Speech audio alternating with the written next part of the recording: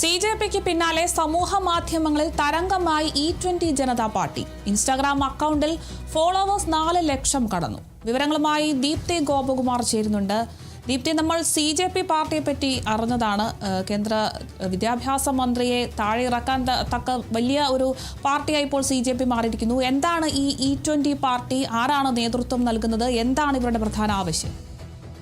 അരുമ സൂചിപ്പിച്ചതുപോലെ തന്നെ നമുക്കറിയാം, വലിയൊരു രീതിയിൽ രാജ്യത്ത് തന്നെ വലിയൊരു സംഘർഷവും അതോടൊപ്പം തന്നെ ഒരു സമരത്തിനും സാക്ഷ്യം വഹിച്ച ഒരു ഇതായിരുന്നു CJP സമരം എന്ന് പറയുന്നത്. ഇപ്പോൾ നമുക്കറിയാം, ചീഫ് ജസ്റ്റിസിൻ്റെ ഒരു വാക്കിൽ നിന്നാണ് ഇത്തരത്തിൽ CJP എന്നൊരു പാർട്ടി തന്നെ രൂപീകരണമായത്.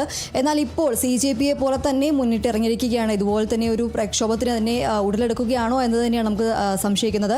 ഏതായാലും എത്തനോൾ എന്ന് പറഞ്ഞ എത്തനോൾ E20 എന്നതാണ് പ്രധാനമായും ഈ ഒരു പാർട്ടിയുടെ പേരെന്ന് പറയുന്നത്. ഇപ്പോൾ പറഞ്ഞതുപോലെ തന്നെ നമുക്ക് ഇത് ആരാണ് ഈ ഒരു പാർട്ടി രൂപീകരിച്ചത് അല്ലെങ്കിൽ ഇത്തരത്തിലൊരു പേജ് രൂപീകരിച്ചിരിക്കുന്നത് എന്ന് നമുക്ക് വ്യക്തമല്ല. എന്നിരുന്നാലും ഇപ്പോൾ ഈ ഒരു E20 പേജ് ഇപ്പോൾ 4 ലക്ഷം ഫോളോവേഴ്സ് കടന്നിരിക്കുകയാണ്. വലിയൊരു ജനപിന്തുണ തന്നെയാണ് E20ക്ക് ലഭിക്കുന്നത്. നമുക്കറിയാം, 20% എത്തനോളും 80% പെട്രോൾ എന്നതാണ് പ്രധാനമായും E20 പെട്രോൾ ഇന്ധനത്തിൻ്റെ സവിശേഷത എന്ന് പറയുന്നത്.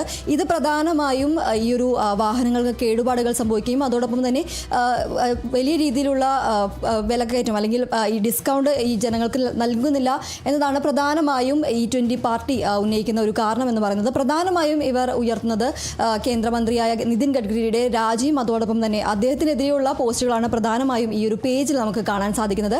അതോടൊപ്പം തന്നെ ഈ ഒരു വലിയ രീതിയിൽ അല്ലെങ്കിൽ നമുക്ക് അറിയാം, നല്ല രീതിയിലുള്ളൊരു ഇന്ധന ലഭ്യത ജനങ്ങൾക്ക് ലഭിക്കുക എന്നത് തന്നെയാണ്.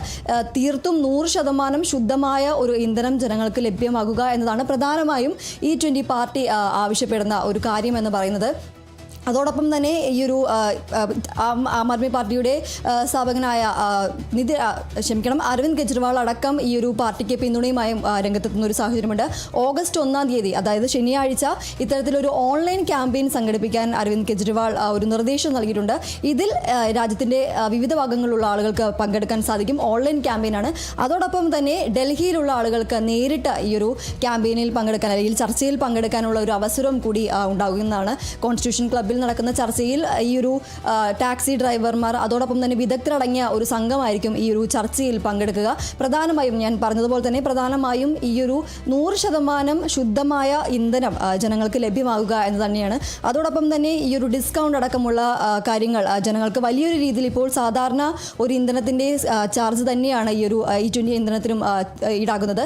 എന്നാൽ കുറഞ്ഞ രീതിയിൽ ഇന്ധനം ലഭ്യമാക്കുക എന്ന ഒരു ആവശ്യത്തിനാണ് സർക്കാർ പ്രധാനമായും E20യുമായി മുന്നോട്ട് പോകുന്നത്. എന്നിരുന്നാലും ഇപ്പോഴും E20 പെട്രോൾ അടിക്കുമ്പോൾ പോലും ആളുകൾക്ക് ഈ ഒരു സാധാരണ പെട്രോളിൻ്റെ വില തന്നെയാണ് ഈടാക്കുന്നത്. ഇത് വലിയ രീതിയിൽ ജനങ്ങളെ ചൂഷണം ചെയ്യുകയാണ് എന്നടക്കമുള്ള കാര്യങ്ങളാണ് E20 പാർട്ടി പ്രധാനമായും ഉയർത്തുന്നത്. ഇതിനെതിരെയാണ് പ്രധാനമായും E20 പാർട്ടി രംഗത്തെത്തിയിരിക്കുന്നത്. ഏതായാലും വലിയൊരു ജനപിന്തുണ തന്നെയാണ് CJPനെ പോലെ തന്നെ E20ക്കും ലഭിക്കുന്നത്. 4 ലക്ഷം ഫോളോവേഴ്സാണ് ഇപ്പോൾ E20 പാർട്ടിക്ക് ഇൻസ്റ്റഗ്രാം അതോടൊപ്പം തന്നെയുള്ള സമൂഹ മാധ്യമങ്ങളിൽ ലഭിച്ചിരിക്കുന്നത്. നമുക്കറിയാം, കഴിഞ്ഞ 24-നാണ് ഈ ഒരു X അക്കൗണ്ടിൽ ഈ ഒരു പാർട്ടി രൂപീകരണമാവുന്നത്. അതിനുശേഷം പേര് മാറ്റിയാണ് E20 എന്ന പേര് മാറ്റിയിരിക്കുന്നത്. എന്നാൽ ഇപ്പോൾ ഇൻസ്റ്റഗ്രാമിൽ 4 ലക്ഷം ഫോളോവേഴ്സാണ് ഉണ്ടായിരിക്കുന്നത്. ഇനിയും അത് കൂടുമെന്ന ഒരു പ്രതീക്ഷയാണ് ഉള്ളത്. അതോടൊപ്പം തന്നെ കേന്ദ്രമന്ത്രി നിതിൻ ഗഡ്കരി ഈ ഒരു ഗൂഗിളിനും തൻ്റെ ഡീപ് ഫേക്ക് അടക്കമുള്ള കാര്യങ്ങൾ ദുരുപയോഗം ചെയ്യുന്നുവെന്ന് പറഞ്ഞുകൊണ്ട് ബോംബെ ഹൈക്കോടതിയെ സമീപിക്കുന്ന ഒരു സാഹചര്യമുണ്ട്. മെറ്റയ്ക്കും ഗൂഗിളിനുമെതിരെ ഒരു ഹർജി നൽകിയിരിക്കുന്ന ഒരു സാഹചര്യമുണ്ട്. എന്നിരുന്നാലും ഇപ്പോൾ എന്തായാലും ഓഗസ്റ്റ് 1-ാം തീയതി ശനിയാഴ്ച ഒരു ഓൺലൈൻ ക്യാമ്പയിൻ സംഘടിപ്പിക്കാനാണ് തീരുമാനിച്ചിരിക്കുന്നത്. അരുണിമ. ശരി, വ്യക്തമാണ്. എന്തായാലും E20 ജനതാ പാർട്ടി ഇപ്പോൾ തരംഗമാവുകയാണ്. കുറഞ്ഞ വിലയ്ക്ക് ശുദ്ധമായ ഇന്ധനം ലഭ്യമാക്കണമെന്നതാണ് ഇവരുടെ ആവശ്യം. അതോടൊപ്പം തന്നെ കേന്ദ്രമന്ത്രി നിതിൻ ഗഡ്കരി രാജിവെക്കണമെന്നും ഇവർ ഈ ഒരു പാർട്ടി മുന്നോട്ട് വയ്ക്കുന്നുണ്ട്. എന്തായാലും ഇൻസ്റ്റാഗ്രാം അക്കൗണ്ടിൽ ഇപ്പോൾ ഫോളോവേഴ്സ് 4 ലക്ഷം കടന്നിരിക്കുകയാണ്. കൂടുതൽ വിവരങ്ങൾ നൽകിയത് ദീപ്തി ഗോപകുമാർ.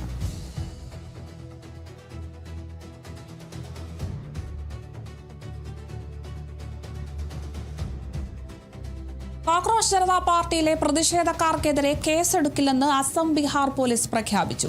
നിലവിൽ പശ്ചിമ ബംഗാൾ നിലപാട് അറിയിച്ചിട്ടില്ല. CJP ഇന്നലെ നടത്തിയ വാർത്താ സമ്മേളനത്തിന് പിന്നാലെ കേന്ദ്ര